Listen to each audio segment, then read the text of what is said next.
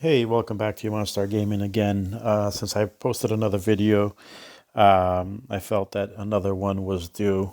After that, been gone for a little bit. I know that, and I apologize for that. I do most of my videos on my tablet, and a while back, I was contemplating upgrading it, so I was wiping it out so I could sell it. Changed my mind last minute, but I'd already wiped out everything and I lost a lot of stuff, which I'm sure I can recreate, but lost a lot of my videos, lost my intro, lost all kinds of stuff. And it was just super discouraging. And I was like, oh, I really don't want to, start from scratch. I even couldn't even remember my password to my Gmail account. So that's just kind of the beginning of it. And then just life kind of like happens. And I'm a kind of person that has a ton of different hobbies. I play different games. I started playing a lot more Switch, um, a little bit of PlayStation, than other hobbies that I have. And I just kind of, unfortunately, I do get carried away with things sometimes and get distracted and kind of jump around all over the place. So sorry about that. But I do have my Gmail connected to this now. So I have it front and center on my tablet. It's right there, so I can click it, look at the emails that are all social, which is basically just this channel. So I'm gonna keep track of any comments coming in and definitely try to reply because I love hearing from you guys and even if it's like little questions or feedback or anything. Um, I am definitely somebody who enjoys games, including board games, all kinds of stuff. But I play mobile games a lot, and I will continue to play mobile games for a very long time. So, thanks for being patient for all of you who have kind of stuck around a little bit and just kind of see where the heck did I go. Still around, and this is a game that I wanted to talk about, Gems of War. So you've probably already seen my other videos on Empires and Puzzles. I've always really enjoyed puzzle games. I like the gem matching. I like the hero collecting of it. I like so many things about that game. But one thing that kind of frustrated me several months back was the paywall a little bit, all the ads popping up all over the place, and at one, I actually have this game on the Switch as well, but I was that's actually kind of where I found it. I was looking on the Switch at the free games, and this popped up on there, and I'm like, huh, that seems kind of interesting. It seemed like a gem matching type game. Now I know this game's been out for a while. It's got a huge player base, all kinds of content. Still played to this day. Tons of guilds, alliances, all kinds of stuff. So I know it's not a new game, but to me, because I think that game actually started off platform and then got brought into platform. Anyways, so this is Gems of War, and I've actually been really enjoying it. It's a lot more thinky. So this would be like a step up from Empires and Puzzles, which can be very casual, just matching things and getting your guys to fire off and level up and this and that. This requires a lot more strategy. So if you're looking for something a little bit more crunchy, a little bit more like it really matters what kind of team layout you have and um, how to optimize, okay, I'm going to put all my eggs in this basket and make a team. So let's just go to the collection. This is also another card game. So there's a bunch of cards and you can set up different teams. So I'll just show you this team here that I have. There's so much to talk about in this game. So if this is a game that you're curious about, there's plenty of videos on YouTube. But if you don't want to go looking at 50 different videos, we can go a little bit more in depth of like what you should be looking at as a beginner, what kind of things are going to pop up, what this does, what that does, things like that. But this is one of my favorite teams right now because I'm very early in the game, even though I made some progress. There's so much content in this game. It's absolutely ridiculous. But anyways, so this was one of my first characters, and pretty much everybody gets them, within the first few days of summoning. And this is one of those games that you can daily, if you play regularly, daily, you can be summoning at least 30 to 40 different characters. Like it's very generous. There's a bunch of different chests. So there's like really common to uncommon to like event chests to like higher end epic chests. It's probably like 5 or 6 different type of chests that you can summon from, which is cool. And then there's a lot of common type cards that are actually really good, and uncommon that are also really good, and tons and tons and tons of characters. I would have to say there's easily over 1,000 in this game, and adding more here and there with events and things like that. Anyways, so the Goblin Bomber, just to give you an idea of how the cards look and what they do.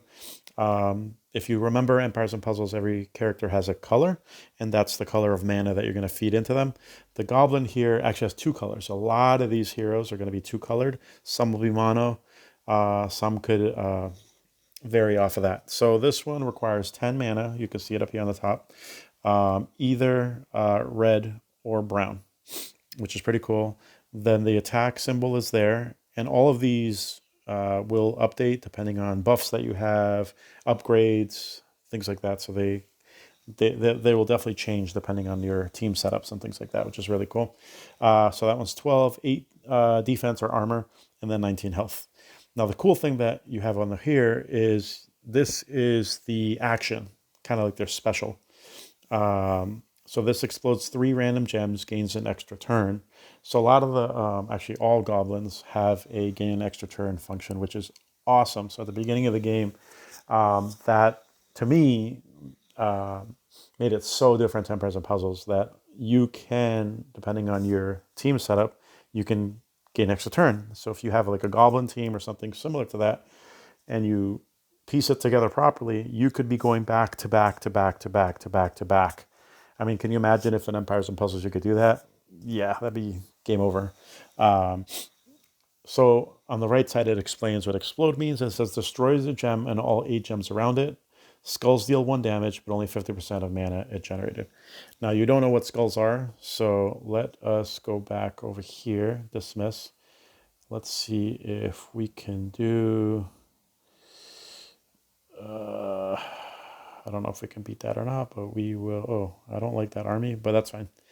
They gave me like a random one. I'm not going to change it, but I'm just going to show you what the board looks like, because this was very intriguing.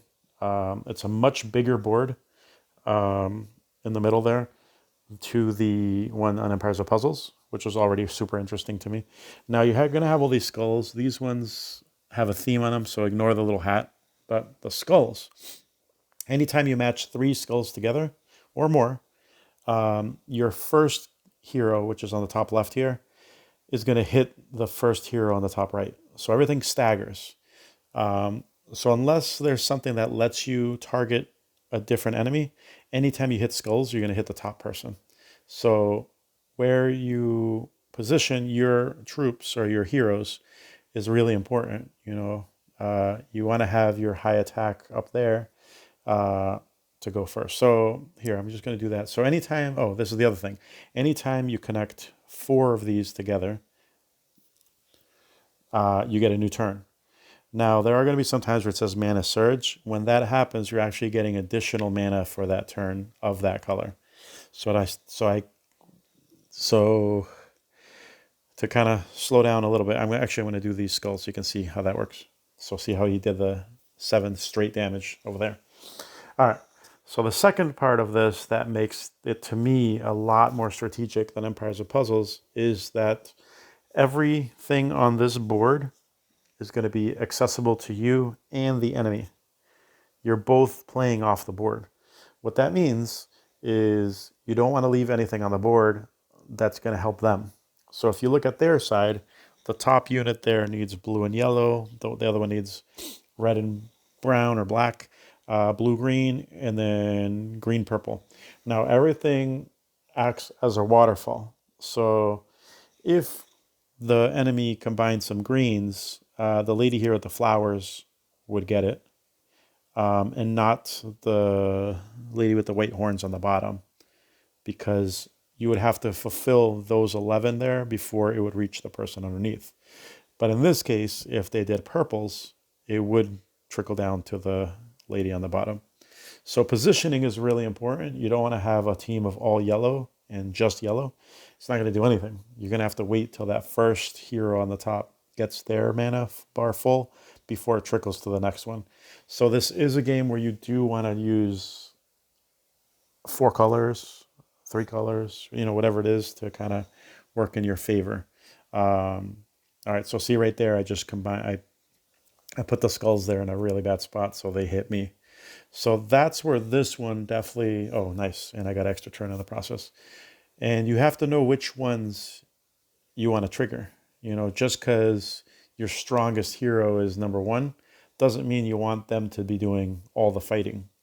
You want to spread it out because you want to use all four of your heroes. So if that makes sense. Let's see. I'm just gonna see what I can do here. All right, so I got a mana surge, and then this one has their skill ready to go. So now I would click them, and then the stampede is deal 4 scatter damage boosted by my life. And when they say my, it means that character. So this character's life is 14. Wow. All right, so let's see. There you go. Awesome. So you'll find really at the beginning of the game extremely difficult to go after like the bottom 2 heroes on the enemy side.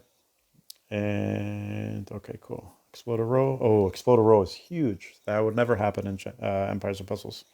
But sometimes you can explode rows, columns. You can create more of a certain color, remove a certain color. I forget what I'm doing, so I'm going to do that. Nice.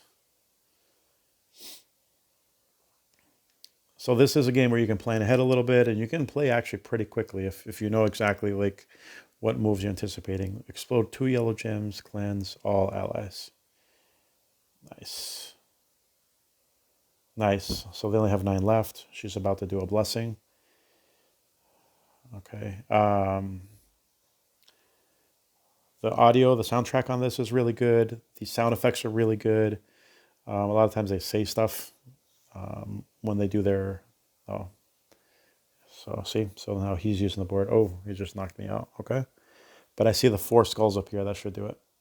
Nice. And you win a bunch of stuff and you get XP every time you do this. I'm in an alliance, so I get different things, but you want to collect the glory, you want to collect the coins, the souls. You want to collect pretty much everything. I'm not doing that. If you leave, you're certain you would like to leave? No. What is this asking me? Oh, it's going to give me a whole team, basically. It's going to give me a team for 500. No, I'm not going to do that. No. What does that say? You're saying about leave? Yes. Okay. That's cool. That's really cool.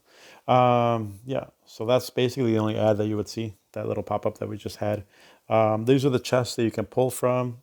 The gold chest you can do from coins, which is awesome because anything you do in the game, you're going to get coins. So I have 273 that I've been collecting.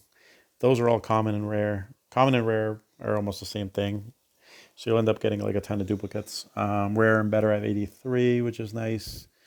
Let's see if we can do one chest just so you can see what that looks like. Okay, cool. And if it's new, it'll give you like a nice little highlight there.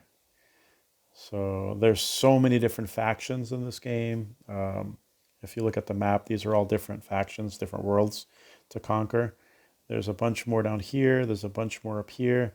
And then there's even a underworld, which I have not unlocked yet. And there's all kinds of stuff down there to do. You can get pets, you can do campaigns, you can do PvP. There's just tons of stuff in this game. And I mean, look at my coins. And I probably didn't play for like a week. And they have like daily little prizes that they give you, which is really cool. So I'm kind of still moving along. I unlocked some worlds here. That's a really, really brief introduction to the game. But yeah, there's so much to this, but that's basically how it is. You set up your teams, try to come up with some really good combos. You can see some of the characters here. So you do want to pay attention to what type of faction they are. If it's goblins, you want to stick them together. As you start watching a lot of these videos, you'll see like which characters you kind of want to keep an eye out for. Clockwork Sphinx, um, huge one to get. Um, yeah, there's all kinds. But as you can see, like a team is only four, and a lot of times your weapon is actually your hero. So when you start the game, you pick a hero, and then you get a weapon to accompany you, and those are amazing. So yeah, like I said, there's so much to this game. You can either have four different like heroes, like support heroes, troops, or whatever, or you can have your character that you have at the beginning of the game and level them up and try to get the best weapon possible to work together. But it seems complicated, but it's not. It's really simple to get started.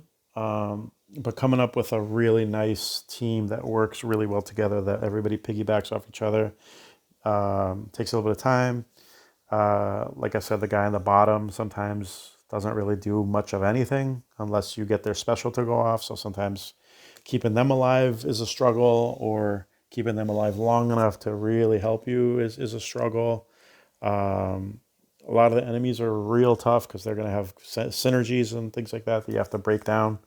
But yeah, this is a next step up for a gamer. So if you play Empires and Puzzles, but you're a gamer, you like a little bit more strategy, you want a little more depth, you want a little bit more of a challenge, this will give you that. And if you go play this game and you start knocking out some levels, you feel a much higher sense of achievement and accomplishment than Empires and Puzzles. In that one, it's more of like, okay, did things happen in the right time and did the board play nicely with me? In this one, if you fail 8 out of 10 times, it's because you played the board incorrectly and you gave the enemy moves that they should never have had, or you were playing the wrong combination, or you were focusing on one or two of your heroes and forgetting about the other two, and they just sat there and didn't do anything.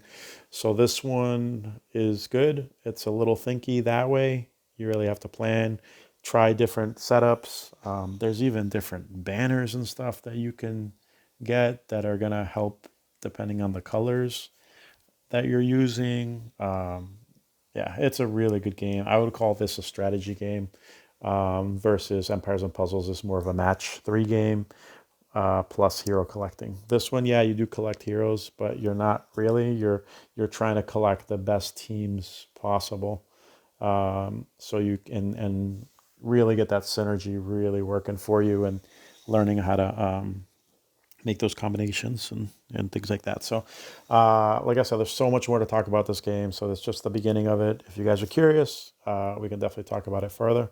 But I wanted to just kind of have that intro with you guys. So thank you. Thanks for watching.